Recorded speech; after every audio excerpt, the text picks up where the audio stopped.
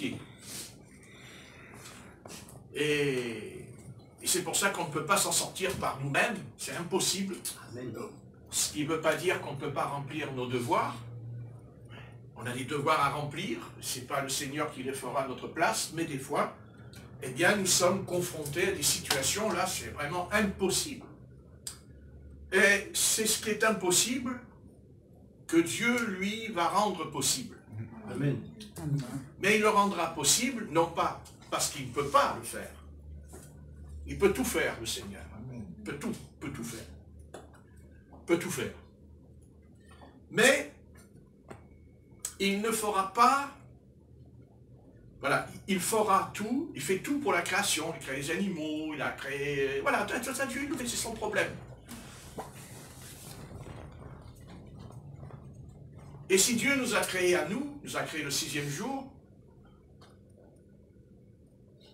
pour que nous puissions comprendre qu'il attend de nous que nous puissions lui parler sérieusement, lui parler avec beaucoup de sérieux, parce que dans l'univers, c'est sûr qu'il y a des sons, il y a le cri des animaux, il y a le vent, il y a aussi le cri des méchants, il y a les hurlements, il y a aussi le cri quand il y a l'orage, le tonnerre, mais dans tout ça, ce que Dieu, lui, veut entendre, c'est notre voix. C'est notre voix. Il veut nous entendre. Il ne veut pas nous entendre de temps en temps ou quand tout va mal. Mais il voudrait que le matin, quand on se lève, Amen. parce qu'on se couche, mais on se lève aussi. Parce que si on ne se levait pas, on resterait couché. Et alors, si on reste couché, automatiquement, on ne pourra pas manger. Mais comme on a très faim, on se lève quand même si on n'a pas envie, on se lève quand même parce qu'on a faim. On remercie notre estomac, autrement on resterait toute la journée couché. Mais on a faim, alors il faut y aller. Donc il y a 2 solutions pour y aller. Soit on va travailler de ses mains, puis si on ne veut pas travailler de ses mains, ben on est un voleur. Parce qu'on ne peut pas faire autrement, soit on vole, soit on va travailler. Hein, il y a le travail, il y a le travailleur, et il y a le voleur. Mais il y a aussi un 3e voleur. Ça, ce sont les voleurs qui n'ont pas besoin de voler parce que rien qu'en les regardant, quand on regarde leur costume, quand on regarde leur pompe, quand on regarde leur chemise, on a compris qu'ils n'ont pas besoin de voler parce qu'ils sont déjà voleurs. Ils n'ont pas besoin d'attaquer une banque, ils n'ont pas besoin de faire un casse. Non. Non, parce que les voleurs, ces voleurs-là, c'est ceux qui nous prennent notre argent. C'est ceux qui nous saignent au travers des impôts. Et Dieu sait que si on a un impôt, ce qui est tout à fait normal, pour pouvoir aider ceux qui sont dans la misère et dans la pauvreté, mais comme aujourd'hui, les voleurs ont l'argent, mais ils n'en ont rien à foutre des pauvres et des misérables. Donc nous sommes dans une caricature que Satan est un voleur. Et c'est ce qu'on n'a pas compris justement. Satan, c'est un voleur. Satan, c'est un personnage qui passe son temps à substituer quelque chose. Il substitue la chose. C'est-à-dire, il la prend, il l'enlève, et il la garde pour lui. Et nous vivons dans une société où justement, ce grand Satan a réussi son coup, c'est d'arriver à dépouiller ceux qui n'en ont pas, et puis à dépouiller ceux qui en ont. Et ceux qui en ont beaucoup, ceux-là, on ne les dépouille pas, on leur en donne. Sur le dos de ceux qui n'ont rien. Vous dites, il ne va pas nous faire le coup de la politique, celui-là, encore. Mais ce n'est pas la politique, c'est le devoir d'un prédicateur. Et je suis bien déçu que les prédicateurs aujourd'hui n'ont plus la volonté et le courage de dénoncer le péché. Amen. Car le péché, ce n'est pas seulement la fornication, ce n'est pas seulement l'adultère, le péché, ce n'est pas seulement le mensonge, le péché, c'est que notre devoir, c'est de dénoncer les abus d'une société qui profite de la faiblesse des hommes qui sont fragiles et faibles. Notre devoir, nous les prédicateurs, c'est de montrer aux riches, tu dois donner. Amen. Et c'est ce que dira l'apôtre Jacques dans son épître. Et il prononcera le mot redoutable, le mot ouvrier. Les ouvriers, dira l'apôtre Jacques. Et il parlera des patrons, l'apôtre Jacques. Et il déclarera, prenez garde, vous, les riches, prenez garde parce que vous allez pourrir avec votre argent, car votre argent est pourri. Parce que la valeur, ce n'est pas l'argent. La valeur, c'est le Seigneur. Amen. La valeur, c'est la Bible. La valeur, c'est la Bible. Parce que dans la Bible, dans l'Écriture, c'est bien clair et c'est bien net que le Seigneur défend les pauvres, les veuves et les orphelins. Amen. Il défend ces trois personnes pour la simple raison que dans leur vie, il y a eu un drame. Le premier, c'est les orphelins qui ont perdu leurs parents. C'est un drame, donc on doit les aider, on doit leur accorder une éducation. Autant pour ceux qui sont riches en reçoivent une, et nous devons tout faire pour qu'ils en aient une. Il y a les veuves qui ont perdu leur mari, leur compagnon. Elles se sentent seules. Des hommes peuvent en profiter. Notre devoir, c'est de les protéger et aussi de pourvoir à leurs besoins, car l'apôtre Paul parlera qu'il donnait de l'argent aux veuves dans l'Écriture. Amen. Il donnait aux veuves dans l'Écriture. Mais il dit qu'elles soient âgées de plus de 60 ans. Ensuite, nous avons les pauvres. Ah, les pauvres. Les pauvres, bien sûr. On pourra nous répondre, on a toujours les pauvres avec nous. C'est vrai. Mais ce n'est pas parce qu'il y a la pauvreté chez certains que nous devons fermer les yeux. Et si nous fermons les yeux, c'est parce que nous avons peur, non pas des pauvres, mais nous avons peur qu'un jour, ça puisse nous arriver. Nous avons peur d'être comme eux, parce que nous les voyons, nous en apercevons. Vous voyez, et je vais bien m'expliquer. Un royaume, un empire, une nation ne pourra jamais rester debout tant qu'elle ne gouvernera pas avec la justice et l'équité. Amen. En apportant l'équilibre, parce que vous voyez, quand on marche sur une branche, il faut l'équilibre. Donc notre société est profondément déséquilibrée, et principalement dans notre pays de France, parce que moi je crois en la France, comme les Juifs croient en Israël, croient à Israël, car Dieu n'est pas le Dieu seulement d'Israël, mais aussi le Dieu de la France. Parce que Dieu aime notre pays. Amen. Dieu aime beaucoup la France, parce que les Français et les Françaises ont une qualité qu'il n'y a nulle part ailleurs. C'est que le Français est épris de liberté.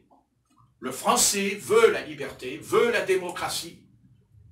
Et c'est pour cela que, à 2 reprises, elle a été attaquée par ce pays qui s'appelle l'Allemagne et qui n'avait qu'un seul but, nous priver de notre liberté. La liberté.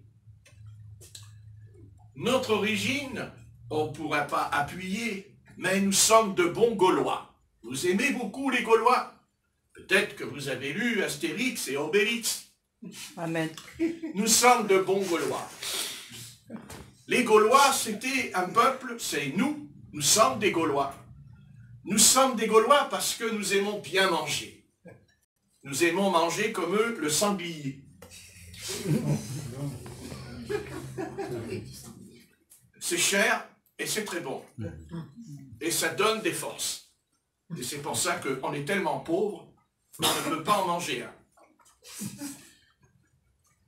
Oui, nous sommes Gaulois, parce que le Gaulois, c'est le seul, c'est le seul pays qui s'est opposé à l'Empire romain. C'est le seul pays qui s'est opposé à César. C'est la Gaule. C'est le Gaulois. Et nous avons notre fameux chef historique, Vercingétorix, n'est-ce pas, qui a résisté et qui a tenu contre Rome. Et on n'en parle pas trop de celui-là. Mais il a résisté. Mais il a été vaincu parce que le problème qu'il y avait au temps de la Gaule, le problème, il est chez nous ce soir. C'est que les Gaulois étaient divisés et n'est pas unis. Et César l'a compris que nous n'étions pas unis. Et l'histoire se répète, nous ne sommes toujours pas unis. Oui. Nous avons tous, nous sommes un peuple qui aime la liberté. Nous sommes pas un peuple qui aime faire la guerre. C'est pas vrai. C'est pas vrai. Nous voulons être libres. Nous voulons que tout le monde puisse avoir sa part. Mais, voilà,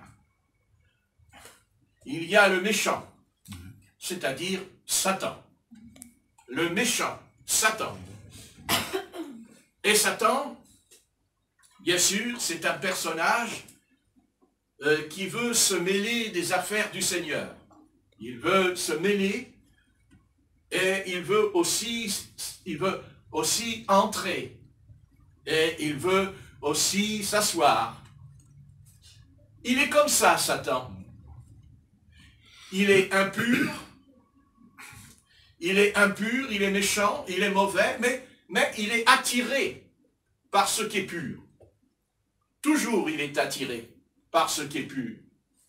Parce que son tourment éternel, c'est que lui n'a pas toujours été Satan, mais qu'il a été un chérubin protecteur, et que la mémoire qui est en lui ne s'est pas effacée du tout, et que l'Éternel s'est arrangé à bien lui faire comprendre qu'il ne lui a pas enlevé cela, la mémoire. Vous voyez, si Satan était Satan et qu'il aurait été né Satan, c'était différent pour lui. Il n'aurait jamais été attiré vers nous. Il ne serait jamais, il ne serait pas venu comme ça pour entrer dans le jardin d'Éden. D'ailleurs, dès que Jésus-Christ a parlé dans son ministère, car quand Jésus-Christ parle dans son ministère, il ne parle pas de guérison, il ne parle pas de résurrection, il le fait. C'est tout. Chez lui, c'est un fait. Mais Jésus-Christ, quand il commence son ministère, il dit, le royaume de Dieu est au milieu de vous. Voilà pourquoi le Christ est venu. Il est venu pour nous parler du royaume de son Père Céleste. Il est venu nous parler de son empire, de cette chose, qui est son royaume. La terre est divisée en multitudes de royaumes. Aujourd'hui, nous les appelons les nations. Aujourd'hui, on appelle ça l'Europe, qui d'ailleurs est une catastrophe atmosphérique, parce que si le climat va mal, l'Europe, elle, ça va mal aussi. Vous voyez, tout va ensemble. C'est la bouillabaisse. Mais enfin, c'est pas la bouillabaisse marseillaise, c'est sûr. Celle-là, elle n'a pas le même goût.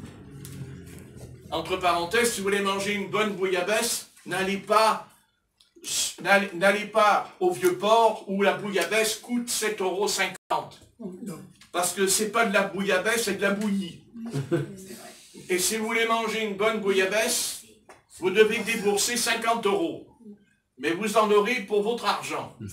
Parce que vous mangerez vraiment la bouillabaisse. Voilà. Si j'avais été enregistré, si jamais la vidéo elle serait tombée sur les restaurateurs du Vieux-Port, j'aurais reçu une lettre de ceux qui font la bonne bouillabaisse et ils m'auraient invité. Ce que j'aurais fait en vitesse. Maintenant, aujourd'hui, tout est confus. Aujourd'hui, tout est mélangé. Est-ce tous ces hommes et ces femmes qui descendent dans la rue, car contrairement à ce qu'on nous chante des cantiques, que tout va bien, que ça s'arrange, que les grèves ont baissé, vous vous trompez tous parce que c'est des menteurs, ce n'est pas vrai, ce n'est pas vrai. La révolte gronde. La révolte, elle gronde. Elle gronde à Paris, elle gronde à Toulon, elle gronde à Marseille, elle gronde à Grenoble, à Lyon. Elle gronde, elle gronde. Mais, vous savez, quand on veut faire taire quelqu'un, on le fait taire. Mais, à un moment donné, vous savez, je vais vous dire quelque chose. La plus grande chose qui peut arriver à l'humanité, c'est de crever de faim.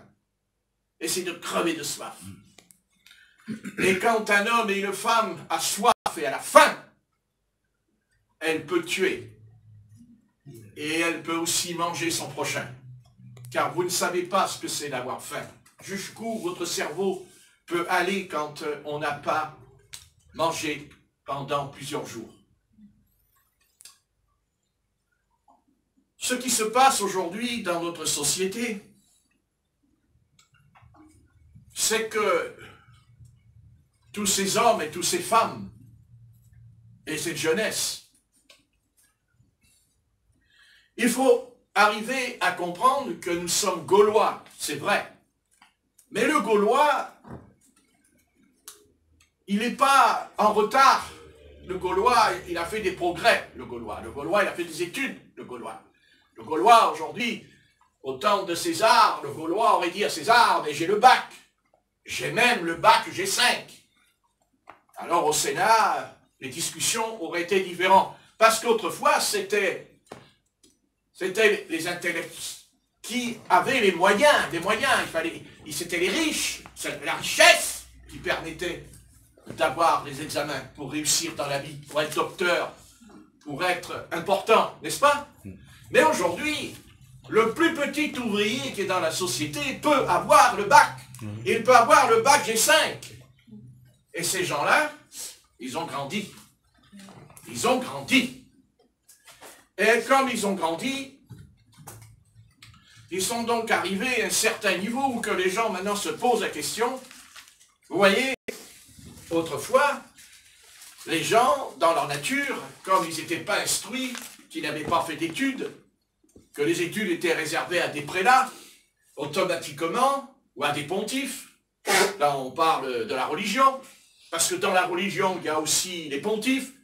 Dans la religion, il y a aussi la richesse, il y a le profit, n'est-ce pas? Par exemple, si vous allez au Vatican et que vous allez prier le Seigneur, eh bien écoutez, vous levez les yeux, puis dites-vous que sur votre tête, tout le toit est en or. C'est intéressant. Très intéressant. Moi, le jour que je vais au Vatican, je ne vais pas briller, je vais prendre une échelle, et je vais monter sur le toit, et je vais prendre un couteau, je vais arracher un morceau d'or. Comme ça, le Vatican, il va tomber en ruine. Parce qu'il tombera en ruine. Vous voyez, voilà. Ils n'attendront pas. Ils ont compris, le peuple a compris qu'il n'attendra pas qu'on lui donne 500 € pour manger dans 10 ans. Le peuple, lui, voit loin. Et d'où la colère monte. La colère, elle gronde. Et, voyez, s'ils n'arrivent pas à éteindre le feu, maintenant, ce feu va devenir un feu brûlant et terrible. Parce que, à un moment donné, les âmes, les gens, n'accepteront jamais que leur assiette soit à moitié pleine. N'accepteront jamais que leurs enfants pourront manger comme il faut. Jamais. Alors, que je ne mange pas comme il faut parce que je ne fous rien, c'est normal. Que je ne sois pas habillé comme il faut parce que je suis feignant, c'est normal. Mais que j'aille travailler, que je travaille toute la journée, n'est-ce pas? Pour que après, on m'en prend, et maintenant, on ne va plus m'en prendre, mais on va me diminuer. Tout en donnant, pour préparer mon avenir, on va me les prendre. Eh bien, le peuple est en colère. D'où les informations quand vous voyez ce qui se passe dans la rue. Parce qu'entre nous, qu'est-ce qui reste à un peuple qui se sent prisonnier par un gouvernement de dictature? Et il lui reste plus que la rue. Parce que la rue, eh bien, c'est ce que les apôtres aussi ont fait dans la Bible. Car le réveil qu'il y a eu dans la Bible, ça s'est passé dans la rue. Non pas dans un local, mais dans la rue. La Bible dit qu'on a porté les malades dans la rue. Dans le livre des Actes des Apôtres, vous lirez qu'on a porté les malades qui étaient dans les brancards et on les posait par terre, dans la rue, pas dans un local, dans la rue, Amen. sur les places publiques. Et le Seigneur guérissait les malades. Le Seigneur venait. Et vous voyez, en fait, ceux qui dirigent cette planète, ils veulent nous faire croire que nous sommes des incapables, que nous sommes incapables. Mais nous, l'Église de Jésus-Christ, nous sommes capables parce que nous avons aussi au milieu de nous un roi et un président. Amen. Amen. Et il s'appelle Jésus-Christ. Alléluia. Et il est au milieu de nous. Mais il est en nous. Amen. Parce qu'il nous a donné le baptême du Saint-Esprit. Alléluia. Et nous savons, nous, que tout ce qui se passe aujourd'hui, et nous savons que nous pouvons nous gouverner nous-mêmes, parce que nous, pour gouverner, on parlera au Seigneur. Amen. Amen. On s'adressera à lui. Et le Saint-Esprit qui est en nous, nous parlera. Car nous avons un avantage. C'est que nous, l'Église de Christ, nous avons la possibilité de recevoir le baptême dans le Saint-Esprit, accompagné par des dons spirituels. Amen. Le don de prophétie, le don de parler en langue, le don d'interpréter les langues. Ce qui nous intéresse. Que le Seigneur soit au milieu de nous. Amen. Amen. Comme dira l'apôtre Paul dans l'Épître aux Corinthiens, chapitre 12, 13, 14, il dira quelque chose d'important. Il dira, les langues sont un signe, non pas pour les croyants, mais pour les païens. C'est écrit. Mais l'apôtre Paul dira que tous parlent en langue. Mais il dira qu'il préfère la prophétie. Amen. Amen. L'apôtre dira, quand vous parlez en langue et qu'un païen rentre au milieu de vous, il ne comprend pas ce que vous dites. Bien sûr, l'apôtre Paul dira, priez pour recevoir le don d'interpréter la langue. Mais aussi, il dit que quand quelqu'un prophétise, automatiquement, quand il y a une prophétie ou une interprétation, il dit qu'un inconverti qui rentrera dans l'église, il dit, tout son être sera dévoilé. Amen. Amen.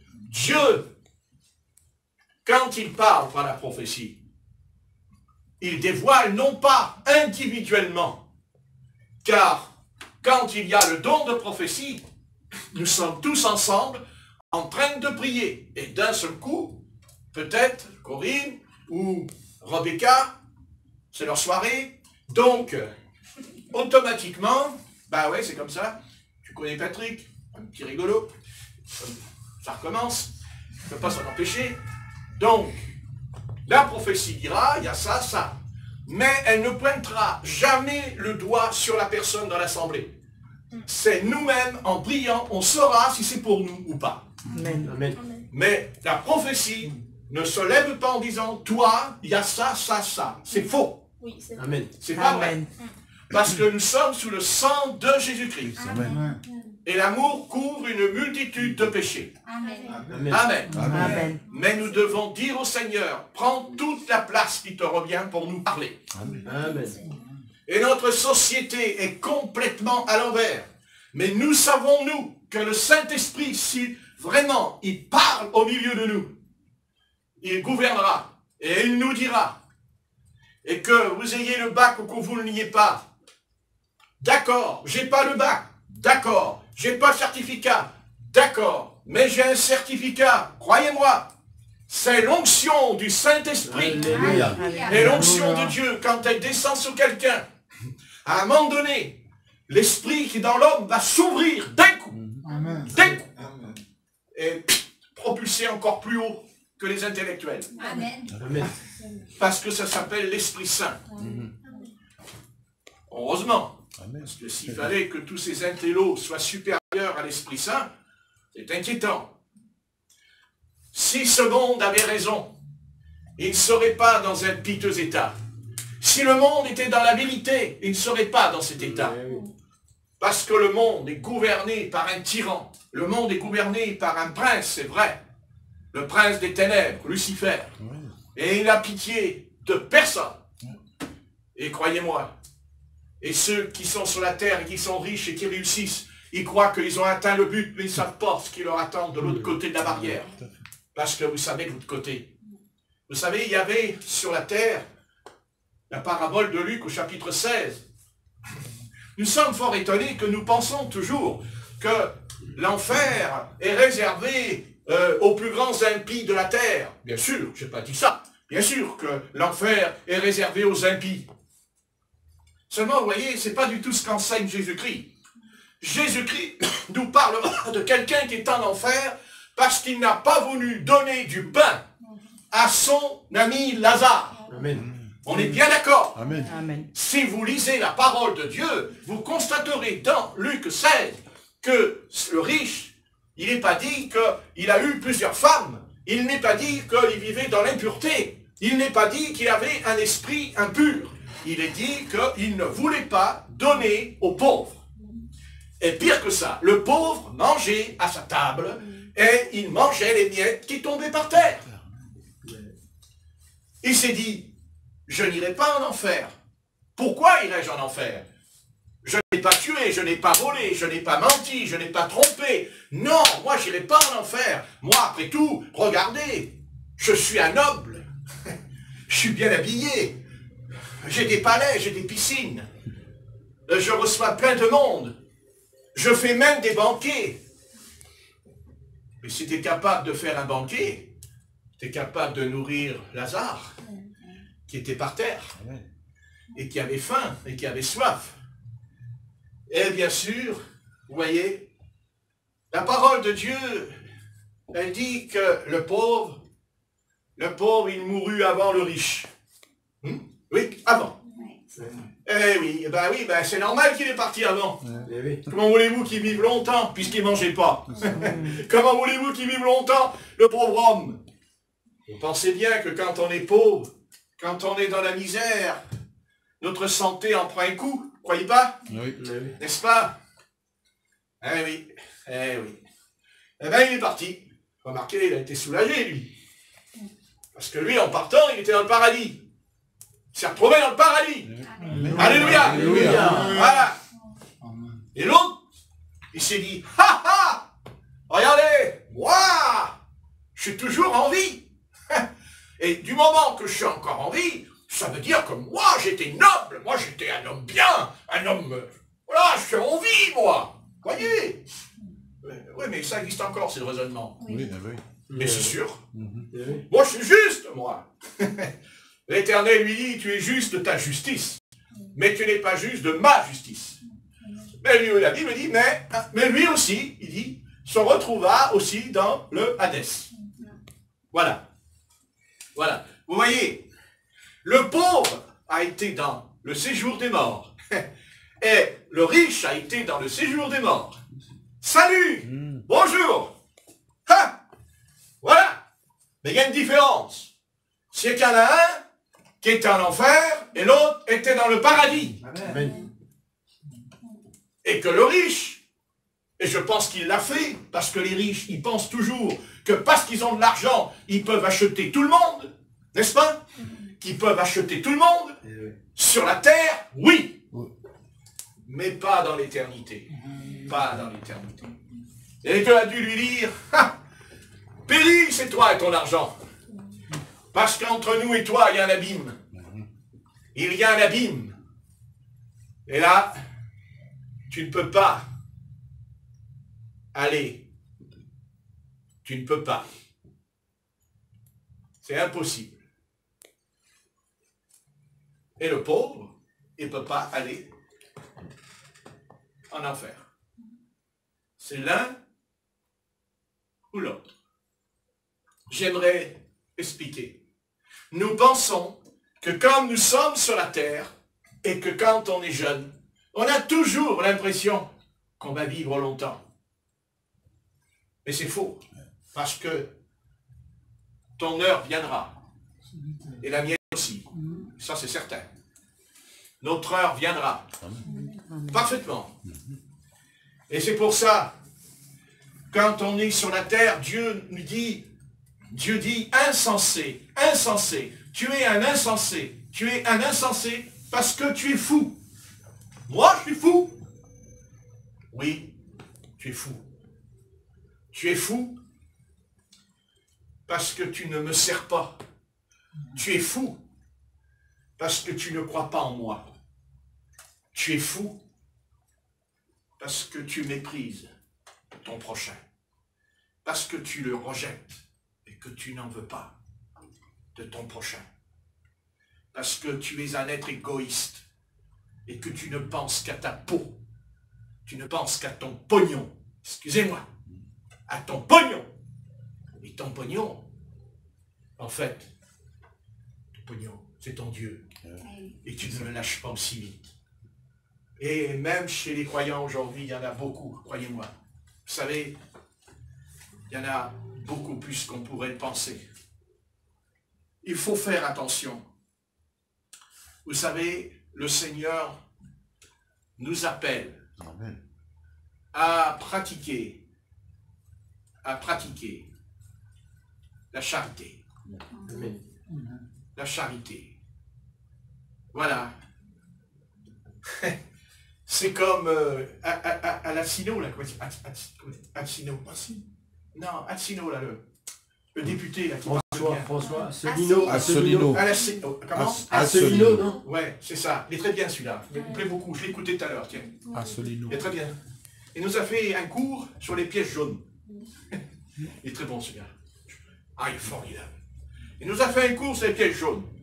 Et il nous a expliqué que c'était Madame Chirac qui n'avait pas établi ça d'elle-même, parce que les pièges jaunes, c'est une affaire qui était aux États-Unis déjà, dans les années 1900. C'est un homme qui avait beaucoup d'amour et qui a fait les pièges jaunes. Donc vous voyez, c'est pas nous en vérité. On dit très bien, il nous instruit celui-là. Mais c'est tout. Oui, c'est tout, les dates, les années, c'est tout celui-là. C'est un dictionnaire, super. C'est un dictionnaire, non, c'est un dictionnaire. Formidable. Alors il nous a expliqué.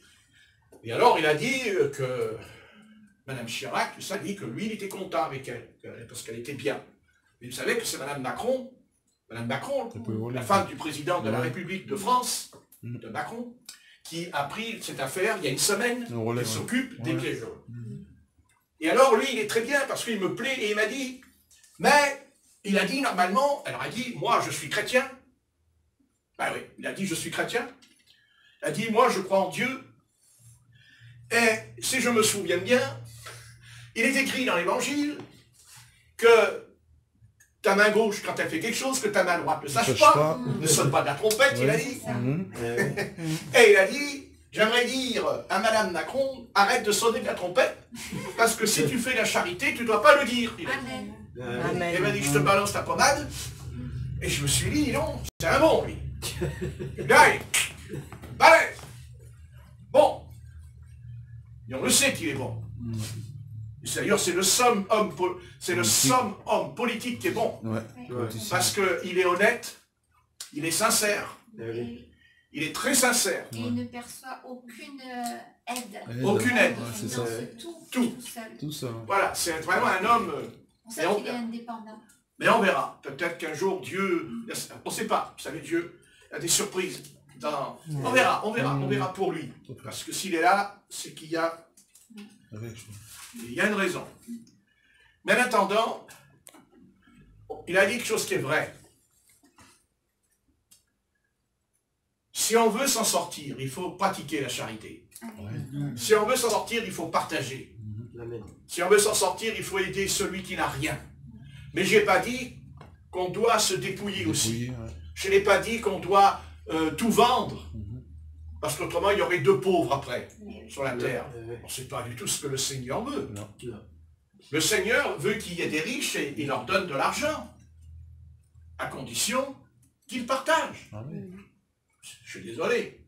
Il faut bien qu'il y ait des riches. Vous savez, si le robinet est fermé, l'eau, elle ne sort pas du robinet. Donc les riches sont des robinets. Il y a des robinets en argent, des robinets en bronze, et puis il y a aussi des robinets en or. Voilà. Moi, j'irai vers le robinet en or, moi. Voilà. C'est intéressant. On ouvre le robinet, il y a l'eau qui sort. Eh bien, les riches doivent ouvrir le robinet. Voilà. C'est pas compliqué. Amen. Et à dire à tous ceux qui n'ont pas la possibilité de s'en sortir, apportez votre verre, apportez votre coupe, apportez votre assiette. Et puis si vous n'en avez pas une, je vous en donnerai une. Qu'est-ce que ça peut me faire à moi? Hein? J'ai les moyens. Et puis, je ne vais rien emmener. Je vais tout laisser. Non? Je n'emmènerai rien. Je suis né tout nu et je m'en vais tout nu quand même. Bon. Amen. Alors, il faut partager. Et la solution, elle est ni dans la droite, ni dans la gauche, ni dans le centre. La solution, elle est en chacun de nous. Amen. Elle est en nous. Seulement voilà. Vous voyez, il est arrivé aussi que des gens qui étaient très pauvres sont devenus très riches et ils sont devenus pires que les riches. C'est curieux d'ailleurs. Et c'est un phénomène qu'on a vu beaucoup. Donc, pour être bien équilibré, il faut d'abord laisser rentrer le Christ en nous. Amen. Amen. Laisser rentrer le Christ dedans. Oui. Hein, dans cette Christ. Parce que c'est lui qui va nous donner l'équilibre. Amen. Va nous équilibrer. Alléluia. Et le Christ, lui, il est venu. Il n'a pas fait des belles paroles, le Christ. Le Christ, il n'a pas fait que des prédications. Le Christ, il n'a pas fait que des doctrines. Le Christ, il a dit un jour, quand il marchait, il y avait une foule, n'est-ce pas, énorme. Et les apôtres ont dit, il est tard, le Seigneur. Il a dit, on ne va quand même pas les faire manger debout. Ils sont fatigués. Ils vont manger assis. Et il les a fait asseoir. Et dire sur de l'herbe. C'est marqué. Sur de l'herbe. Par les comptes. Ah, formidable, hein? Ah ouais. Ah, c'est ça le Christ, hein? Prend soin de tout, hein? Amen. Et il a prié. Il a prié. Et si on pouvait comprendre que quand on prie, il y a beaucoup de problèmes qui vont se résoudre dans notre vie. Amen. Et c'est ce que le Seigneur Jésus a fait. Il a prié. C'est tout. Il a dit, Père, je sais que tu m'exauces toujours. Et il a remercié. Il dit qu'il a rendu grâce. Grâce, amen. N'est-ce pas? Amen. Et puis on ne sait pas comment. Et 5000 personnes, ils ont mangé. Avec Alléluia. 7 poissons et 5 pains. Voilà. Allez expliquer ça au président de la République, il ne comprendra rien. Il a tellement fait des études qu'il ne peut pas comprendre. Ça, c'est certain. Oui. Ah ben non. Le Seigneur, quand on dit le Seigneur, il faut dire qu'on le dit en hébreu, c'est Adonai. Adonai. Oui, Adonai, Seigneur. Et Jésus, Yeshua. Yeshua Adonai. Voilà. J'ai plein de problèmes. J'ai plein de problèmes. J'ai pas un sou sur mon compte. J'ai plus rien. J'ai plus rien. Ah, j'ai vraiment plus rien. Seigneur. Remplis-le. Qui a dit Amen? Moi. Tu te trompes.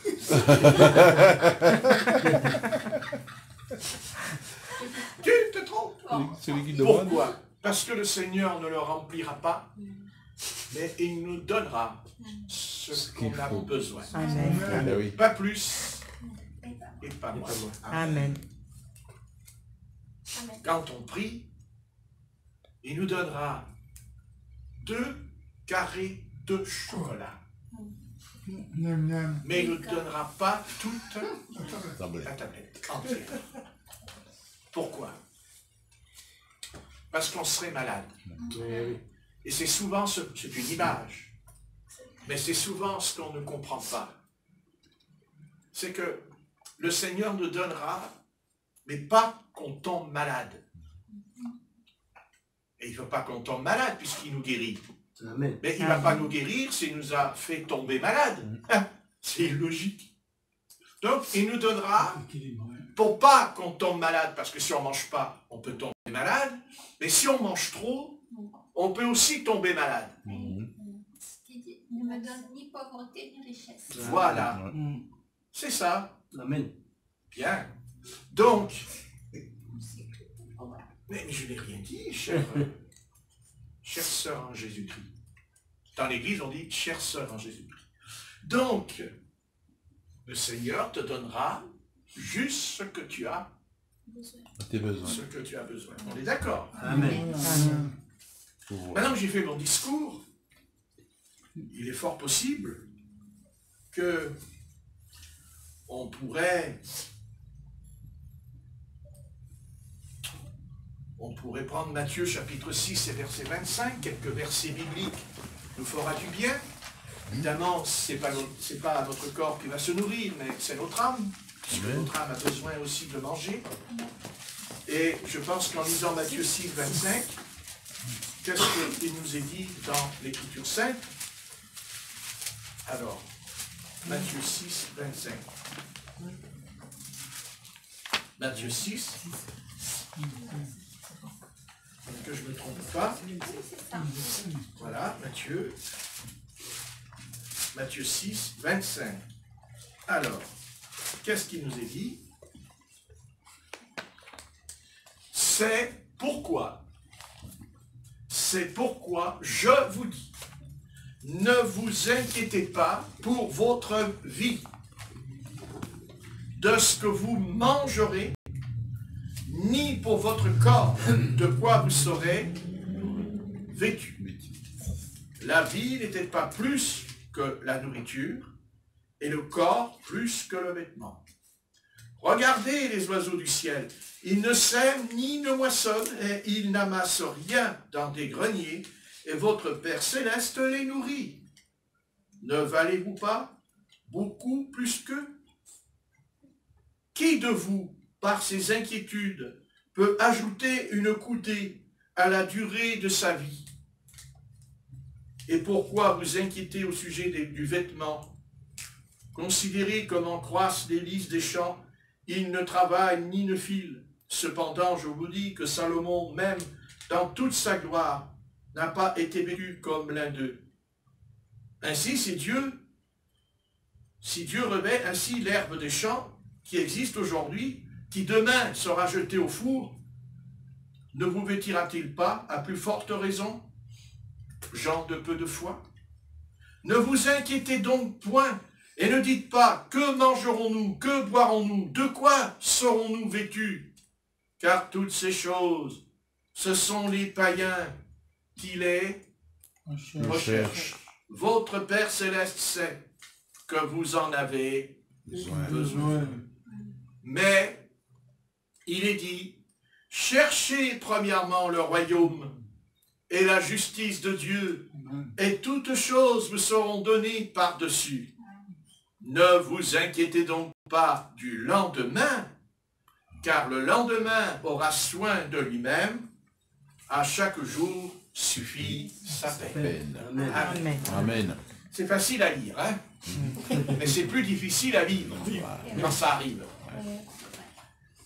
Dans ce passage, vous avez remarqué que le Seigneur répète à plusieurs reprises le verbe inquiet. L'inquiétude, c'est un verbe. Voyez, je suis inquiet, tu es inquiet, il est inquiet. Nous sommes, vous êtes, ce que vous voulez. Il ou elle. L'inquiétude. L'inquiétude, c'est ce qui nous mine. C'est ce qui nous ronge. Ouais. Mais ça. L'inquiétude, c'est un rongeur. C'est un rongeur. L'inquiétude, c'est pas quelque chose qui nous mange d'un coup. C'est lentement. C'est insidieux. C'est insidieux. C'est vicieux même, dans un sens. Parce que, petit à petit, l'adversaire essaye de gagner du terrain. Et le terrain sur lequel Satan veut avoir le dessus, parce que il faut arriver à comprendre que le royaume de Dieu, c'est un champ. Le royaume de Dieu, c'est un terrain. Le royaume de Dieu, c'est aussi une graine de sénévé. C'est un grain de blé. Ben oui. Et c'est un champ. Et Satan, lui, il ne veut pas que la récolte du Seigneur se développe. Il ne veut pas qu'elle pousse et il ne veut pas qu'elle mûrisse et qu'elle soit mise dans un grenier, c'est-à-dire le royaume de Dieu. Que le grenier ne veut pas, Satan, qu'on aille dans le royaume de Dieu. Il fera tout pour nous en empêcher. C'est terrible pour lui qu'on aille dans le royaume de Dieu. Et pourquoi? Et parce qu'on quitte son royaume, parce que c'est bien triste. Et je pense qu'il y a des millions de chrétiens sur cette terre qui n'ont pas compris que dans la Bible, il y a le Seigneur, il y a Dieu et le royaume. Le royaume. Et l'enjeu de Satan, son enjeu à lui, c'est que d'abord, lui, Satan, ce qu'il veut, c'est régner. Ce que Satan veut, c'est gouverner. En fait, Satan, ce qu'il veut, c'est être le roi des rois et le seigneur des seigneurs. C'est ça qu'il veut. Il veut, mais il ne peut pas. Parce qu'il y a déjà un seigneur. Amen. Et il ne peut pas en avoir deux en même temps sur le trône. On n'a jamais vu de roi sur un trône. Voilà. Même chez les papes. Même chez les papes. N'est-ce pas? C'est l'un ou l'autre. Donc, il y a le trône, il y a un trône. Ce trône, il est dans la Bible. Il est dans l'Apocalypse. Il est énormément parlé du trône dans 2 livres. Le livre d'Ézéchiel et l'Apocalypse, il est parlé beaucoup du trône. Et surtout, c'est intéressant dans le livre d'Ézéchiel. Ézéchiel a eu des grandes visions sur le trône. C'est lui qui nous parle du trône. C'est lui qui nous parle que l'Éternel est assis dans un char quand il se déplace, c'est Ézéchiel. Et on le retrouve aussi dans l'Apocalypse. Dieu a un royaume. Mais oui, c'est certain. Dieu a toujours voulu un royaume. Dès le départ, Éden. Pas Éden. Éden, c'est une région. Le jardin qui était en Éden. Le jardin, ce jardin, c'est un royaume. Et plus tard, Dieu voulait un pays, la Terre Sainte, soit habité par Israël, le peuple de l'Éternel. Et plus tard, le Seigneur voudra le corps de Christ, l'Église. C'est son royaume. Amen. Dieu veut que son royaume soit automatiquement, et Dieu aura le dernier mot. Car Dieu a commencé à établir son royaume sur la terre. Éden, le jardin, c'est sur la terre. Adam est venu au monde. Il rentre dans le royaume de Dieu, non pas dans le ciel, mais sur la terre. Ouais. Dieu créa la terre et fit un jardin, et mit dedans l'homme pour qu'il cultive le jardin. Plus tard, Dieu appellera Abraham, et Dieu dira à Abraham, il n'y a plus le jardin d'Éden, mais maintenant je te donne un pays où coule le lait et le miel. C'est vraiment le jardin, c'est le royaume de Dieu. Comprenez? Dieu a toujours voulu un royaume à lui. C'est son empire, c'est à lui, ça lui appartient. Il ne sera pas habité par les méchants. Les méchants n'entreront pas dans cet endroit. Ce sont ceux qui sont justes, ceux qui appartiennent, oh, plus que cela, ceux qui sont fils de Dieu, filles de Dieu, Alléluia. par prédestination, avant que le monde fût. Dieu ne nous a pas créés pour que nous puissions errer comme les démons qui vont errer dans le désert, dira l'Évangile, cherchant un peu de repos parce qu'ils sont tourmentés. Donc, maintenant, Dieu veut son royaume. Le plan de Dieu se réalisera. Amen. Le plan de Dieu viendra. Parce que Jésus-Christ revient. Jésus-Christ, il vient sur la terre, la première fois, il descend sur la terre. La Bible dit, le royaume de Dieu est au milieu de vous. Et Jésus-Christ dit, le royaume de Dieu, il va le confier à 12 apôtres. Et il dira dans Matthieu 10, verset 1, dites, le royaume de Dieu est au milieu de vous. Chassez les démons, guérissez les malades, purifiez les lépreux, ressuscitez les morts. Le royaume de Dieu, c'est la puissance du Saint-Esprit. Gloire à Dieu.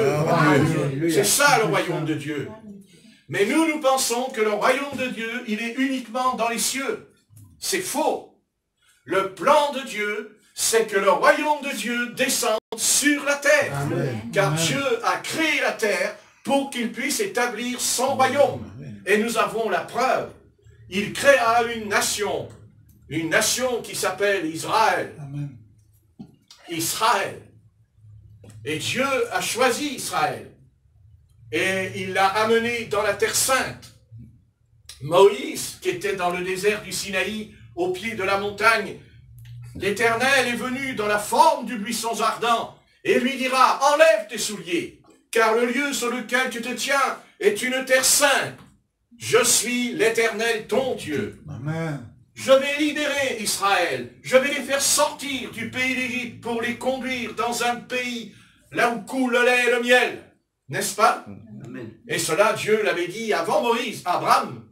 Il l'a dit à Isaac. Il l'a dit à Jacob. Oui, parfaitement. Oui. Mais pour nous, notre royaume n'est pas en bas. Il est en haut. Amen. Pour nous, c'est le royaume des cieux, car Jésus-Christ a dit, le royaume de Dieu est au milieu de vous. Mais après, dans la 3e année de son ministère, il dira, le royaume des cieux est au milieu de vous, vous direz. Le royaume des cieux. Le royaume de Dieu, c'est sur la terre. C'est ce que dira les apôtres dans le livre des Actes au chapitre 1. Quand est-ce que tu rétabliras le royaume d'Israël? Ce n'est pas à vous. Ce n'est pas à vous de connaître le temps. Mais témoignez, allez et faites des disciples. Amen. Comprenez? Amen. Pour entrer dans le royaume des cieux. Mais maintenant, nous sommes entrés dans une configuration historique de la Bible. Car c'est les événements qui se passent aujourd'hui sur la surface de la terre. Ce sont des événements historiques et bibliques. Car l'Éternel a dit à Israël, c'était son royaume. Et Dieu a donné à Israël une protection particulière quand il marchait dans les voies et les commandements de l'Éternel. Quand les nations venaient attaquer Israël, Israël était protégé parce que c'était le royaume. Mais l'Éternel a dit à Israël, si tu vas dans le péché, si tu vas dans l'iniquité, si tu ne fais pas ce que dit la loi, les 10 commandements du Sinaï, alors je te chasserai de ce bon pays, je te mettrai hors de ce pays, tu seras dispersé par toutes les nations. Et l'Éternel a tenu sa promesse, autant l'Éternel a donné le pays à Israël. L'Éternel a fait tomber les murailles de Jéricho. Alléluia. Alléluia. Pour faire rentrer. Oh, Dieu. Car sachez toujours que quand le royaume de Dieu se manifeste, il y a toujours une opposition. Il y a toujours de l'adversité. Et Israël, cette génération qui est sortie d'Égypte, elle n'a pas cru en la promesse du Seigneur. Ils sont arrivés à Kadesh-Barnéa, à la frontière. On dit non, on n'entrera pas. Et pourtant l'Éternel avait envoyé 12 espions. Ils ont apporté la preuve. Ils ont ramené des grappes de raisins énormes. Ils ont ramené la preuve. Mais dans ce pays de Dieu, ce pays était de Dieu, mais il était habité par les Cananéens, était habité par les enfants d'Anak, Il était habité par les Philistins, les Jébusiens, les Amoréens. Et pourquoi ils étaient habités? Parce que Satan a fait rentrer ses races pour souiller le pays. Pour souiller le pays de l'Éternel. Au travers des médiums, au travers de la voyance. Parce que les Cananéens, les Jébusiens, les Amoréens, les Philistins n'auraient jamais pu rentrer dans le pays de l'Éternel. Il fallait qu'ils aient recours à des forces puissantes et surnaturelles. Et c'est pour ça que l'Éternel dira, tu feras mourir tous ceux qui pratiquent la voyance. Tous ceux qui pratiquent la corde carentielle, tout ça, Dieu a dit, tu rates tout ça. Amen. Parce que Satan entre là-dedans. Et l'Éternel les a chassés au travers d'un combat. Et l'Éternel a donné à Israël une puissance extraordinaire. On ne peut pas comprendre. Mais voyez, quand on réfléchit et on se pose la question, si l'Éternel a donné une telle puissance à Israël, dans la chair, parce qu'ils étaient dans la chair, mais l'Éternel dira à Israël, tu pourras vaincre toutes les nations qui sont autour de toi. Tu es tout petit, Israël. Tu es tout petit. Mais si tu vas dans le péché, si tu vas dans le péché, tu seras écrasé, tu seras détruit, tu seras anéanti. Parce que le seul adversaire qui peut vaincre le peuple de Dieu, c'est le péché. Oui. C'est pas vrai. Oui. C'est le péché. Oh, Saint-Dieu. Eh oui, bien-aimé, et le péché. Et quand ils allaient plus dans le péché, quand ils marchaient dans la sainteté, faites-moi confiance, les nations, elles ne rigolaient pas autour d'eux. Parce que l'Éternel, il envoyait le feu du ciel, il envoyait les cailloux, les pierres, il frappait les chars, les cavaleries. Parce que l'Éternel a dit à Israël, si tu pratiques la sainteté, si tu vis dans la sainteté, alors je vais descendre. Parce que Dieu ne peut pas descendre au milieu d'un peuple qui pratique le péché. Parce que Dieu est 3 fois saint. Amen. Et il ne peut pas. Parce que Amen, Dieu ne peut alléluia. pas vivre.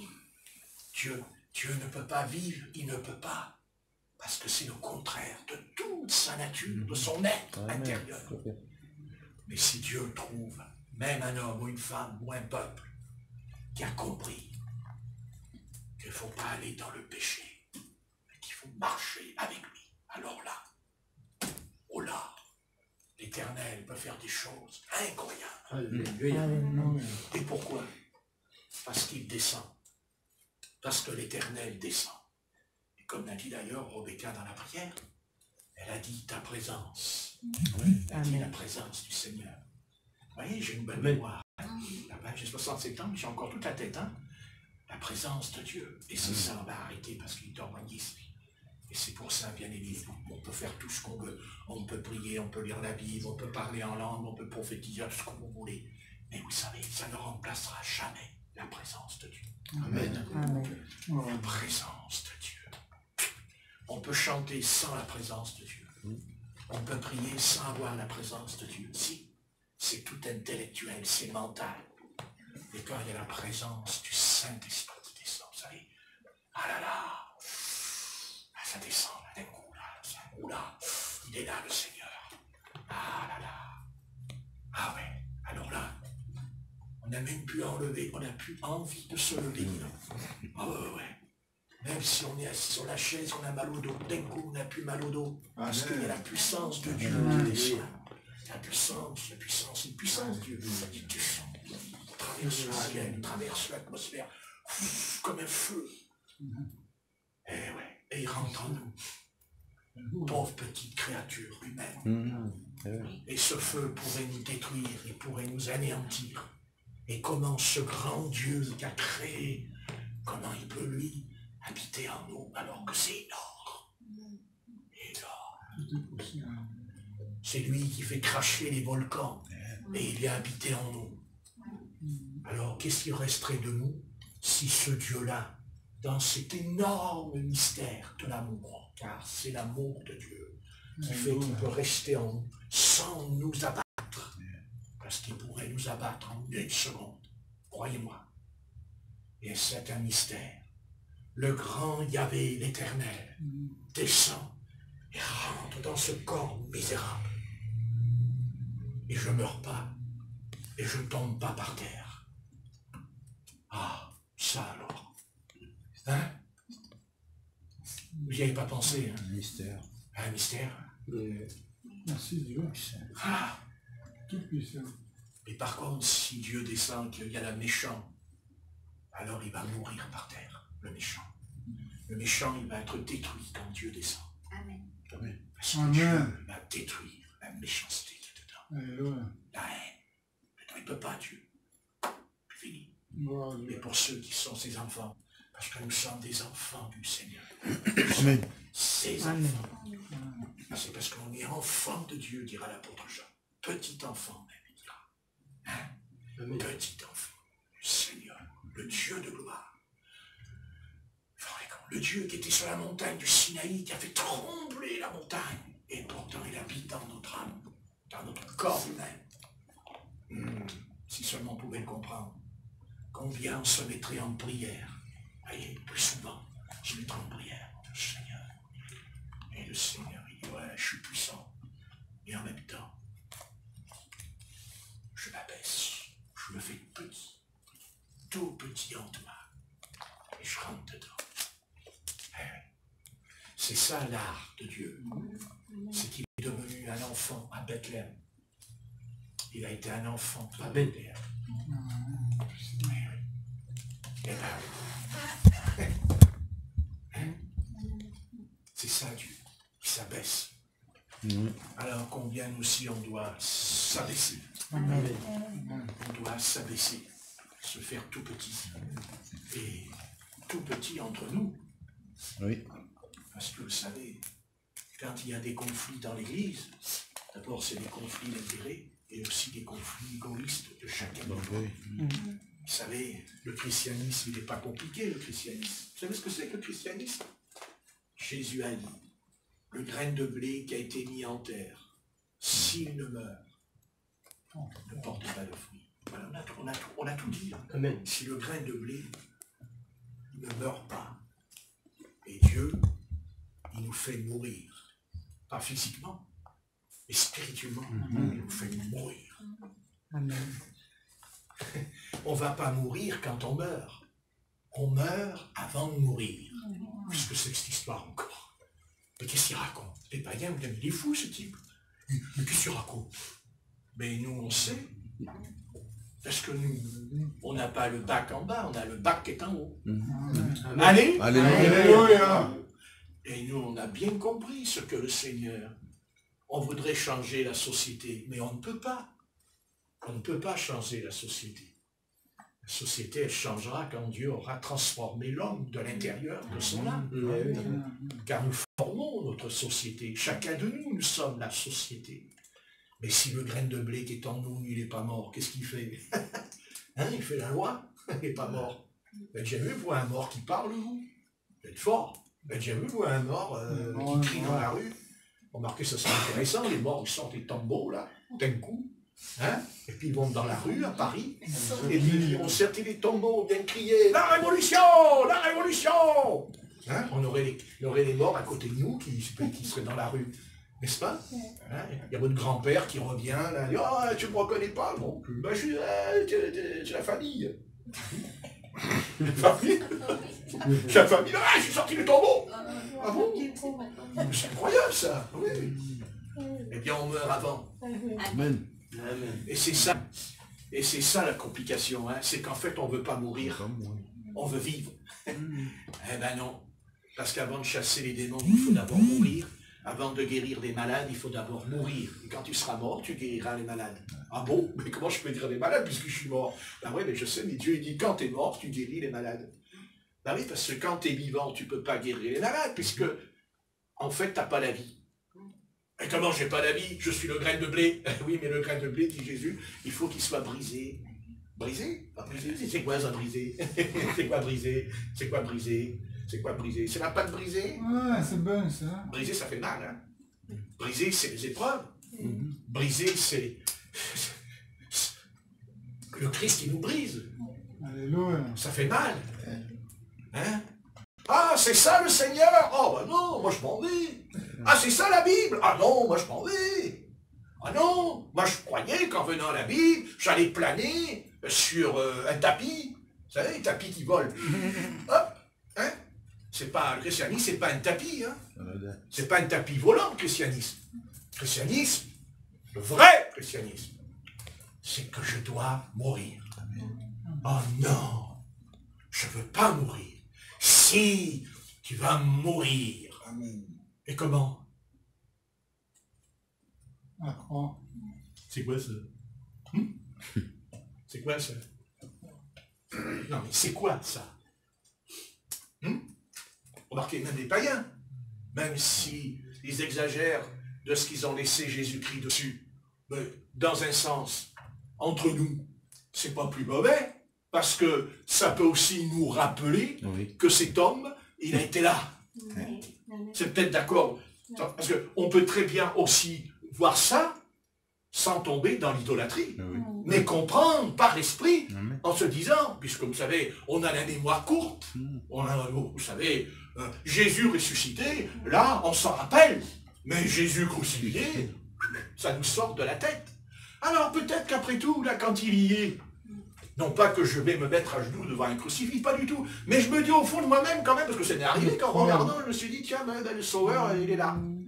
Et le Seigneur me disait, oui, mais il est là et toi aussi. Ah bon? Oui. Oui, parce que nous sommes morts en Christ. Oui. Et je ressusciterai en Christ. Amen. N'est-ce pas? Amen. Et c'est vrai que la plaie de l'Église du XXIe siècle, vous savez, l'Église a traversé 20 siècles, mais le siècle le plus terrible, c'est le nôtre. Vous savez pourquoi? Parce que les prédicateurs de l'Évangile, ils ont annihilé la croix. Ils ont supprimé la croix. Si, ils ont supprimé le calvaire dans le message. Et ils ont apporté un message à la limonade. Vous savez, la limonade, il y a du sucre dedans. C'est de l'eau, hein, la limonade. Mais dedans, il y a du sucre. Mais l'évangile, c'est pas du sucre. Non. L'évangile, d'abord, l'évangile, c'est vrai. C'est une bonne nouvelle. Mais cette bonne nouvelle, c'est quoi? C'est qu'un sauveur nous est né, comme dans les anges. Hein, dans la nuit, il dit, nous est né un sauveur, le Christ, dira au berger. Mais en même temps, quand vous lisez Ézéchiel, quand vous lisez Daniel, quand vous lisez l'Apocalypse, il dit, mange le livre, mais il sera amer. Amer? Oh ben non, je ne vais pas le manger, c'est amer. Oui, mais il sera comment dans ton ventre? Dans ton ventre. Doux. Merci. Voilà. Eh oui. Donc Dieu nous demande de manger quelque chose d'amer, mais qui en fait, c'est ce qui va nous sauver. Amen. Amen. Eh oui. Ben oui, mais nous on veut le contraire. Nous on veut que ce soit bon. Hein? Nous les humains, c'est le contraire. Quand on mange, on est malade dedans. Avec le Seigneur, c'est le contraire. Nous, on ne va pas manger quelque chose d'amer. On va avoir une crise dans la nuit. On va se lever. On va aller 10 fois aux toilettes. On va tirer 10 fois la chasse d'eau. Ben oui, il y a une chasse d'eau. Hein? On se lève. On retourne.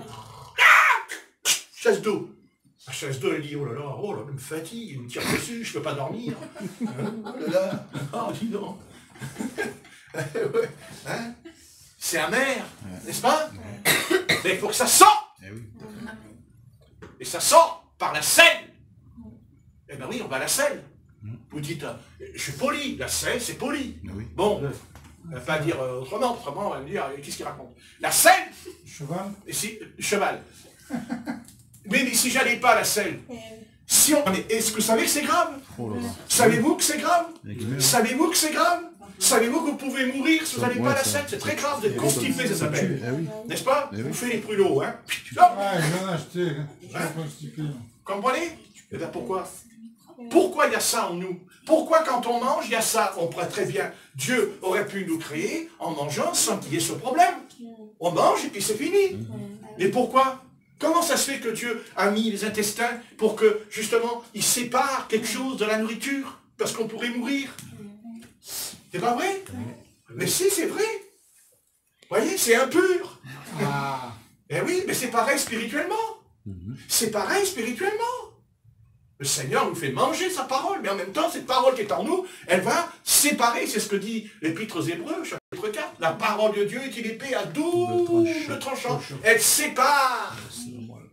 La moelle, elle sépare. Et les jointures. Voilà, les jointures, elle sépare la parole, elle tranche l'épée de l'esprit. Elle tranche. Pourquoi? Parce que le jour où on est né de nouveau, parce qu'on ne peut pas être sauvé si on n'est pas né. Si je ne suis pas né, je ne suis pas devant vous.